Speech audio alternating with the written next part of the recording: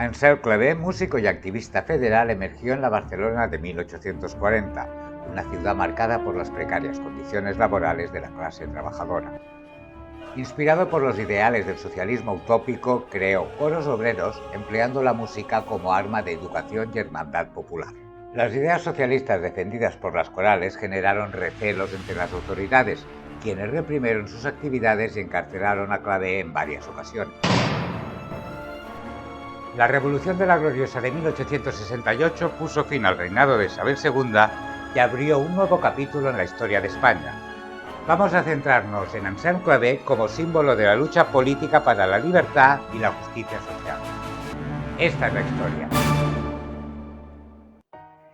En enero de 1869 se celebraron elecciones a Cortes Constituyentes. Ganó una coalición monárquico-liberal de progresistas y demócratas, respaldada por el gobierno de Serrano y Prim.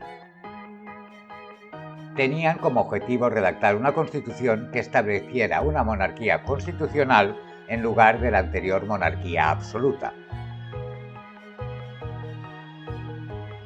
El Partido Republicano Federal había obtenido numerosos votos en Aragón, Cataluña y Valencia, aunque no alcanzó las expectativas previstas.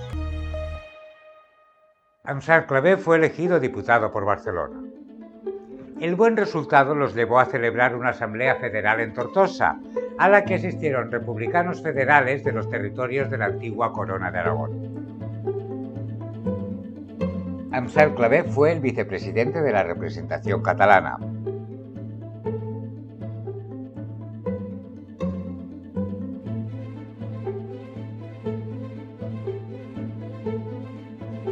Entre los participantes también se encontraba Valentí Almirall,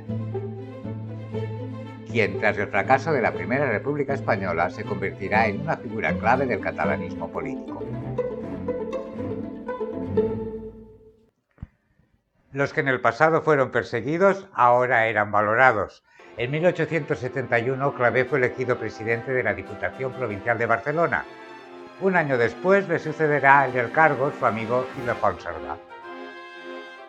Sin embargo, este mismo año la división entre los federales empezó a hacerse visible. Se dividieron entre los benevolentes, liderados por Castelar, partidarios de cooperar con los radicales, y los intransigentes, encabezados por Pi i Margall, que querían llegar a una república federal mediante pactos sucesivos. Clavé, consciente de que exigir demasiado podría poner en riesgo la recién instaurada república y con ella las aspiraciones catalanistas, priorizaba la consolidación del nuevo régimen en todo territorio español antes de abordar la cuestión de un Estado catalán. El panorama político se vio sacudido el 30 de diciembre de 1872. Juan Prim, uno de los principales valedores de Amadeo I, fue asesinado en la calle del Turco de Madrid.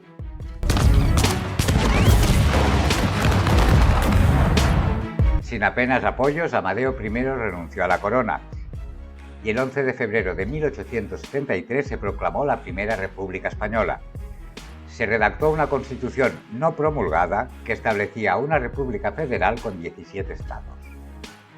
A finales de 1873 la república estaba agonizando. La lucha que se desarrolló en la asamblea llenó de cansancio y desilusión a Clavé. Tras las dimisiones de los tres primeros presidentes de la República, Figueras, Pi i Margall y Salmerón, el país se encontraba sumido en el caos. El último presidente fue Emilio Castelar. La nueva Constitución no fue promulgada porque la Primera República Española fue derrocada por un golpe de Estado militar a los 22 meses de su proclamación.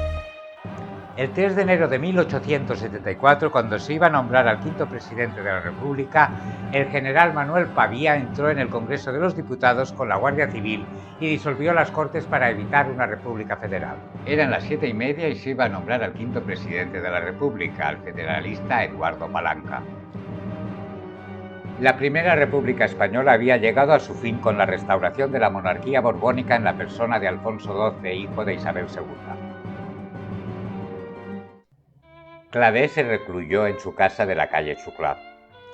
Murió de una bronquitis pocos días después del golpe de Estado a los 49 años.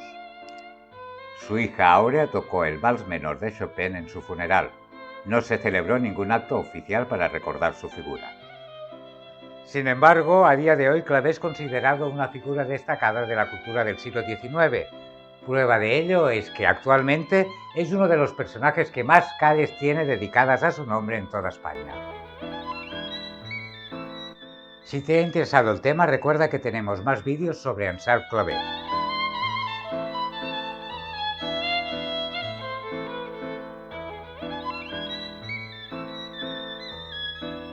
Si te gusta la historia, recuerda que tenemos un canal paralelo, Proyecto Memory. Grabando.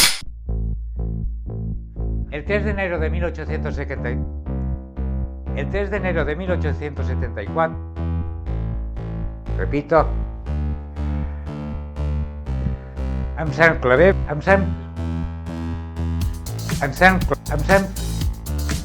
Repito. Puedes contribuir al canal con una mínima aportación, uniéndote como miembro. Verás los vídeos antes que nadie. Suscríbete para que YouTube te recuerde cada viernes el estreno de un nuevo capítulo. También tenemos web y estamos presentes en Facebook, Instagram y TikTok.